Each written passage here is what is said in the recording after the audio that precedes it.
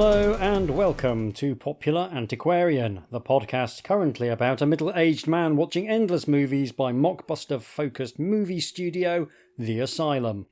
This episode we're taking a look at Android Cop, a 2014 mockbuster of the reboot of 1987's Robocop. Let's get into it. Robocop. A franchise that went on a frankly bizarre journey. It started with one of the best sci-fi movies of the 1980s, a perfect wedding between biting satire, stylised ultra-violence, and genuinely difficult questions about what it means to be human.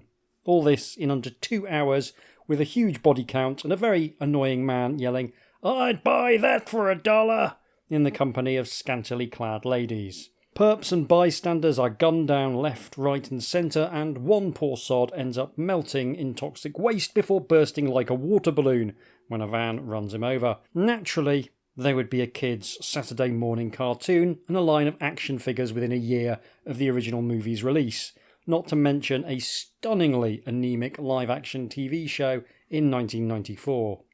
It makes a strange kind of sense. Robocop, the original movie, was a huge success, but the physical design of the titular cyborg does feel somewhat as though it were taken from a kid-friendly adventure series rather than from a gritty exercise in ultra-violent excess, which renders Detroit's urban decay as an almost post-apocalyptic background to the action. Robocop seems almost tailor-made for action figures and collectibles, making the rapid shift of the Robocop franchise towards more family-friendly fare than the original movie and its trying-too-hard sequel. Robocop seems almost tailor-made for action figures and collectibles, and that makes the rapid shift of the Robocop franchise towards more family-friendly fare a little easier to understand. Thematically, it makes no sense at all, of course, but that's never stopped anyone before. There's a police academy cartoon, for heaven's sake, and one based on noted Vietnam PTSD casualty John Rambo. Robocop's always been a popular choice for the mockbuster crowd. There were an avalanche of low-budget films in the late 80s and early 90s riffing on the premise of a very violent metal law enforcement officer who doesn't have working genitals. Films like Rotor and The Demolitionist put their spin on the premise, whilst absolute lunatic Godfrey Ho did his magic with Robo-Vampire, which theoretically involves a robot cop fighting vampires, but doesn't actually have much of that in it because, like most Godfrey Ho movies, this was made by splicing together 2 existing movies and shooting the bare minimum of additional footage to make the resulting mess sort of make sense if you squint. We will have to do a series on Godfrey Ho one day because he is a fascinating and entirely deranged figure in world cinema. There's quite a lot of Robocop knockoffs that cross-pollinate with other big movies of the day as well. Quite a few decide to recast the cyborg as the antagonist, essentially mashing up Robocop with the Terminator to varying levels of success. The point I'm vaguely circling is that today's movie, Android Cop, stands in a proud tradition of ripping off Robocop movies that dates back to the dawn of the franchise and arguably started with the studio itself choosing to bowdlerise the original movie in search of that sweet, sweet merch dollar. Technically, Android Cop is ripping off the Robocop remake, which came out in 2014, a film that manages the almost impossible by being less warmly received than Robocop 3. There's basically nothing interesting about 2014's Robocop. It sank without trace at the time and has experienced no critical reappraisal in the intervening decade.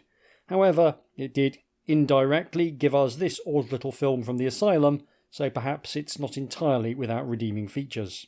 I think some of the most interesting Asylum movies are the ones where they've got an established franchise to play with, rather than simply having to come up with something based on a movie poster and a press release. You can riff on Robocop and be fairly sure that the audience will have the context necessary to keep up. It's not as though Robot Law Enforcement Officer is a complicated premise to start with, but Robocop has its own tropes that the audience is likely to expect. One example is that Robocops generally fight more like tanks than ninjas, slow and ponderous on one level, but also brutally effective, and deploying force in a curiously considered fashion that gives the combat real weight. Android Cop was directed by Mark Atkins, who has carved out a niche for himself as a cinematographer for very low-budget movies. He's got 58 cinematographer credits on IMDb, and he's worked very consistently for a long time now. He's never really done anything more noteworthy than Android Cop, but he clearly knows his onions and is a safe pair of hands whenever you need a film doing very quickly and reasonably competently. He's doing his absolute best to inject a bit of energy into this film, and we get a lot of camera movement, which helps bring that absolutely bargain basement action to life, or at least half-life. Let's have a look at the plot. I'm going to try and make this plot summary a little briefer than the last couple of episodes, which is a challenge because if there's one thing that Asylum films tend to be known for, it's stuff happening. Thankfully, although an awful lot of stuff happens in this film, including some genuinely demented twists, I think I can give a rundown without it devolving into just a litany of insanity. The year is 2037, and the area surrounding LA has been devastated by a quake and also some radiation. This is the contamination zone, a lawless wasteland into which sometimes police officers go. It looks like a place you might go to play paintball. One of those police officers is played by Michael J. White, and his partner is played by Randy Wayne. A drug bust in the zone goes badly wrong, and Randy Wayne gets shot by an automated machine gun in an accident that seems oddly prescient considering the speed at which AI is being jammed into everything in sight. They just needed to make the gun politely apologise for its error and then gun down several more cops in succession, while loudly claiming that the capital of Argentina is Vatican City and that there are 5 Qs in the word strawberry. Following the unfortunate incident, Michael J. White is a part of a team of cops being sent into another part of the zone. After a somewhat confused shootout in a room the size of a garden shed, Michael J. White gets to do a bit of martial arts, which he's genuinely very good at, and then gets caught out in the open by a gang member. The gang members are radiation mutants, in a very loose sense, in that they've all got the same mutation and it's precisely one patch of manky skin. All seems lost until a man wearing a robot Halloween costume that would get a child badly bullied turns up and saves the day. Turns out it's the remains of Randy Wayne, who has been turned into an android cop. He is supposed to be the future of law enforcement, but this is slightly undercut by the fact that Randy Wayne delivers his lines like a badly frightened sheep, and his robot walk makes him look like he's accidentally sat down on a tube of Pringles. He's also shorter than Michael J. White and considerably less physically intimidating. Nevertheless, the chief of police assigns Android Cop to be Michael J. White's partner because White hates androids, and this therefore makes perfect sense. White doesn't trust robots since he saw his partner mowed down by an automated minigun, which does sort of make sense when you think about it. We get some incredibly awkward odd couple energy as White and Android Cop go to talk down a man threatening to jump off a very low building. It's your classic clash of police styles moment, and it lands about as well as a man jumping off a very low building. Android Cop is shooting for amusingly literal and po-faced, but is generally landing squarely on unamusingly irritating. We also learn that several of the cops we saw on the botched mission into the zone are dirty. One of them, Kadeem Hardison, is a much better actor than all the others, and he seems to be in collusion with the mayor, who is also a good actor in the shape of veteran character actor Charles S. Dutton. The mayor has a problem, and it's that his daughter is in a coma. That wouldn't be so bad on its own, but she's also on the run in an android body. They've got this technology whereby you can control an android body wirelessly by super special magic science. And the mayor's daughter has run off in this body to the contaminated zone to do charity work. She also doesn't know that her body is an android body, and also she's Brazilian. That's not strictly relevant, but it's a bit odd, given her dad is as American as clogged arteries and putting corn syrup in bread. The mayor wants the cops to find his daughter and bring her safely out of the zone.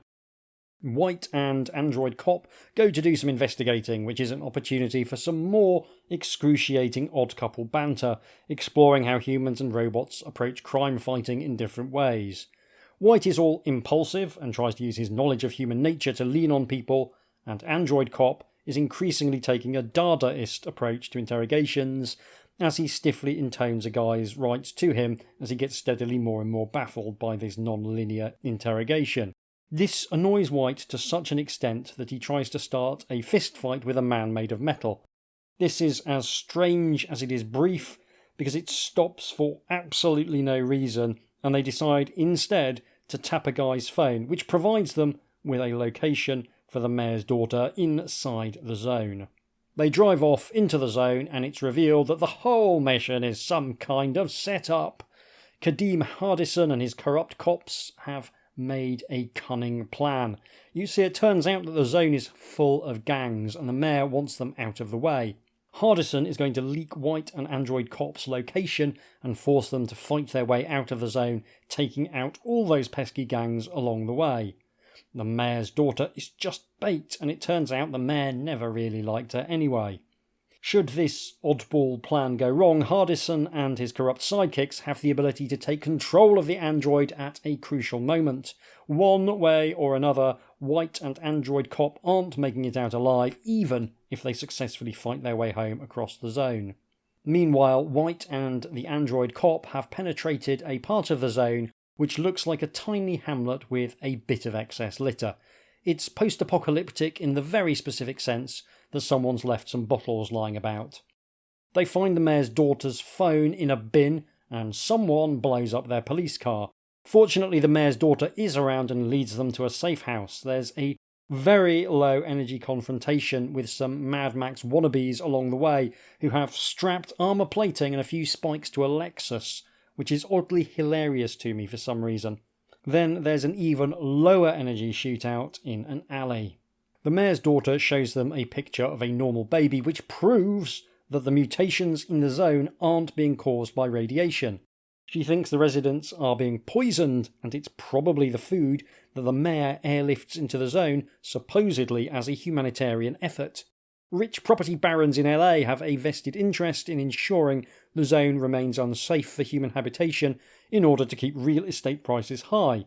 It's actually one of the most believable evil plans I've seen in a movie, and a reminder that landlords have very little interest in increasing the supply of housing and zero interest in increasing it beyond what they themselves can afford to buy. White and Android Cop arrange for extraction from the police department's single futuristic space helicopter, which actually looks pretty decent for once. There's another low-energy fight with the Mad Max rejects, and we meet a mutant who looks like a Cenobite from Hellraiser modelled out of Play-Doh. They contrive to make White lose his gun so that he can do some more of his martial arts, and I'm struck once again by how good he is at the whole martial arts thing. Hardison and some heavily armed police goons turn up in the chopper, and both White and Android Cop work out that something is wrong. White tries to leave with the mayor's daughter, and Hardison has his corrupt sidekick trigger the android override. In an amazing twist, it turns out that White is also an android as he turns his gun on the mayor's daughter. He was also gunned down right at the start and is currently in a coma, exactly like the mayor's daughter, remote controlling an exact replica of his own body. We get a flashback which shows that the twist was sort of telegraphed, but in a very half-assed way. White struggles gamely against the override, and Android Cop tells the mayor's daughter that if she very delicately shoots him in the side of the head, he'll be absolutely fine. She's not convinced, and fair enough. The corrupt cops decide that now is the time to gun down Android Cop. Lots of shooting happens, and Android Cop is firing back, but for some reason not hitting anything. His armour gets the kind of battle damage effect I remember from He-Man figures in the mid-80s. White, the mayor's daughter, and Android Cop all successfully flee, and it's sort of amazing that they've all turned out to be robots of one sort or another. For unclear reasons, the Mad Max gang give them their battle Lexus, and they start driving back to LA, pursued by the futuristic space helicopter. They're going to tell the press what is going on and blow the lid on this whole thing, and the existence of a free press is probably the most anachronistic thing in this vision of 2037. Press has got better things to do, like explaining how the rise of fascism in the West is secretly somehow the fault of the left, as opposed to being the fault of, I don't know, fascism. Things are complicated when one of the corrupt cops finds White's body and turns off his life support, giving him only about 20 minutes to live. This does succeed in injecting some excitement into the final chase, but that excitement is slightly undercut by the fact that they basically don't have the money to do the big stunt to finish the film. The premise of the stunt is simple enough. The battle Lexus will jump off the top of a car park and crash into a building on the other side of the road where the press are waiting. Meanwhile, Android Cop will jump out of the flying Lexus and land on the futuristic space helicopter and take it out of action. They don't have the money to do any of that, so what we get instead is a series of shots intended to convey that this is what's happening, but what it actually conveys is that there wasn't enough money for any of those things to happen. So we get pictures that vaguely resemble a stunt, while clearly not being a stunt in any way, shape or form. Still, it gets White and the mayor's daughter to the press, and White very sadly expires at this point. Android Cop survives the destruction of the futuristic space helicopter with additional battle damage that is represented by smearing some silver paint on his face. He reaches the mayor's daughter's body just as the mayor comes rushing in to tearfully announce that his daughter had a do not resuscitate order in place and they're going to have to turn off her life support. Charles Dutton does a fabulous job in this scene, portraying the obvious wrong-un, trying to look cut up about the murder that he's in the process of doing. Fortunately, his daughter wakes up. It turns out she was being kept in an artificial coma, and Android Cop has saved the day. The mayor's dastardly plan is revealed. He makes a fairly impressive effort to bluff his way out, and then, in a less impressive effort, grabs a gun and starts waving it about threateningly. There is a genuinely wonderful moment where he realises that this isn't going to get him anywhere, and so he shoots himself in the head instead. Like a genuinely great bit of acting as Charles S. Dutton conveys that sort of sudden realisation of utter and complete defeat. We get a little coda where it turns out Michael J. White is sort of alive and paired up with Android Cop again. He's a robot, but unlike Android Cop, he has a bunch of his original personality downloaded to his operating system. They bicker in the most excruciating way, and we hit the end credits. What a ride. Perhaps inevitably, I enjoyed Android Cop more than I was expecting to. It feels a lot like it could have been made in the late 80s or early 90s, possibly with exactly the same cast, given that Michael J. White was in Spawn. It comfortably sits in a lineage of low-rent science fiction films, and if you told me it was directed by Albert Pyun, who gave Jean-Claude Van Damme an early break, I'd absolutely believe you.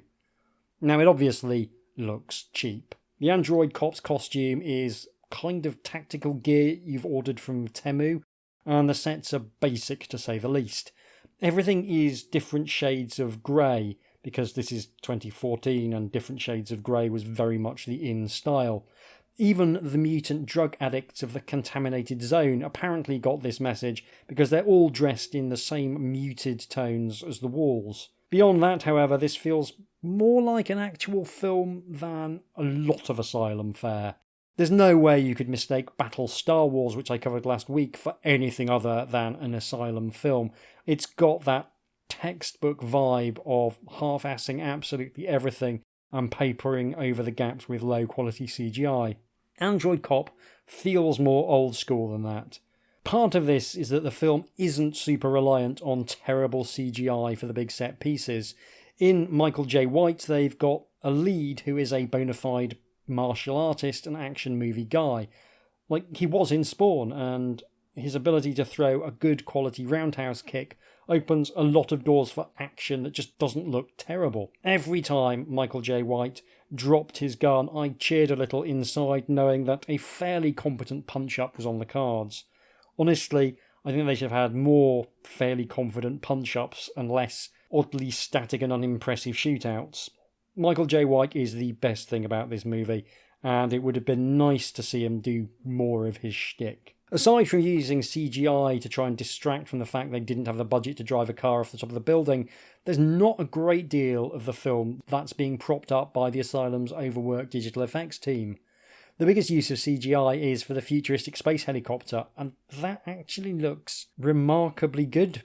Flying things are easily one of the better uses for low quality CGI, since a clear sky doesn't have a lot of texture that you can compare the model to.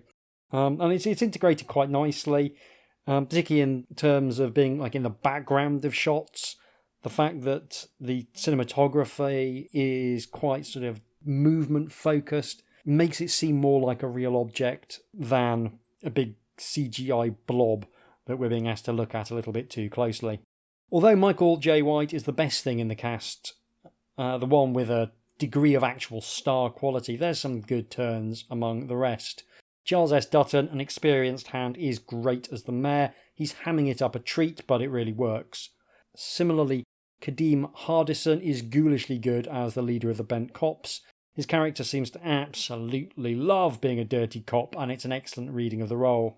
Elsewhere, the performances are less good. The mayor's daughter is played by Brazilian Larissa Variza, for reasons that aren't entirely clear, and while she's apparently won awards in Brazil, she won't be winning any for the performance she turns in here, which is barely serviceable. To be fair, the script gives her very little to work with, but even so, she's not good at all. She is, however, better than Randy Wayne, who plays the android cop and gives us a terrible performance for the ages. He's amazingly badly cast, having considerably less screen presence and physical bulk than Michael J. White, which turns him into a weird robot sidekick more than the theoretical central plank of the story. He's also mystifyingly terrible at pretending to be a robot. Once again, the script isn't helping him. There's an art to writing fun and over-literal robot dialogue, and this film misses it by a country mile to land on something that evokes the feeling of trying to get a stubborn printer to work. It's not just his voice, his physical acting sucks as well. It's hard to describe how bad it is, except to say that at all times he looks like someone pretending to be a robot and failing. I've never been more aware that a robot will at some point have to eat a sandwich and go to the toilet. Fortunately, it's a sufficiently terrible performance that I found it perversely enjoyable, and the fact that he's paired with Michael J. White doing a decent job just adds to the experience for me. It doesn't help that this film is a confused mess in terms of its themes. Robocop tells a simple story of a man rediscovering his humanity. His ultimate victory is that he has become more than a tool of corporate violence and regained his free will. The android cop here is simply the excruciating straight man for Michael J. White, the actual protagonist. At the same time, Michael J. White is secretly and unawares piloting a robot body, so is he any more human? The answer is yes, because he has emotions and doesn't talk in a strained monotone and fail to understand irony. So there's no real arc there either, because while there's questions you can ask about identity and divided consciousness with both White and the mayor's daughter, those are very different questions to the experience of being a genuinely artificial humanoid with a few meaty bits somewhere under the chassis. Also, if the hero is unaware that he's in an android body for 2/3 of the run, that more or less prevents there being any kind of arc for the character regarding how they see themselves and their own humanity. I've also seen it suggested that Android Cop is something of a blaxploitation movie. Now, as a pasty middle-class white guy, I'm far from an expert on the genre, but it doesn't seem to quite fit for me. Sure, there's actors of colour in many of the key roles, but that doesn't feel as though it should be enough to qualify as a blaxploitation on its own. It doesn't seem to be exploring the particular experience of black people in law enforcement. It seems to be exploring the experiences of a man who is very good at roundhouse kicks in law enforcement, and also his wordlessly annoying white metal sidekick. It feels like the blaxploitation label was maybe being slapped on the movie purely on the basis that it's got more than the average number of black actors for a cheap action film. And I think we should definitely celebrate the fact that The Asylum frequently does slightly better than mainstream Hollywood at diversity, but that just means that mainstream Hollywood really needs to up its game, because you definitely shouldn't be being shown up by the people with the business model of ripping off already terrible movies. That's probably enough words on this film. It's basically almost fun, but misses by enough to be actually interesting. The titular android cop is the most punchable cop since actual cops, but there's still some good stuff buried in here. I'd love to see more Asylum movies that turn into low-energy martial arts films. I think you could turn almost anything into a low-energy martial arts film if you try hard enough. I've got my fingers crossed for that Disney live-action Bambi remake. If you're enjoying this, you can support my work by going to patreon.com/HJDoom and pledging as little as a single English pound or local equivalent. Your support keeps this podcast ad-free and independent, and all patrons get access to the various game books written by members of the Doom household by way of a thank you. If you can't spare a quid, you could also help out by leaving a nice rating or a nice review. Any and all support is deeply appreciated. Next episode, we're going to do a mockbuster of the second Avatar movie. What joy! That's sure to be a good time. You can get in touch with me by email at hjdoomretrofun, all one word, @gmail.com, or by following me on Blue Sky at hjdoom. Thanks very much for listening, take care, and I'll see you soon.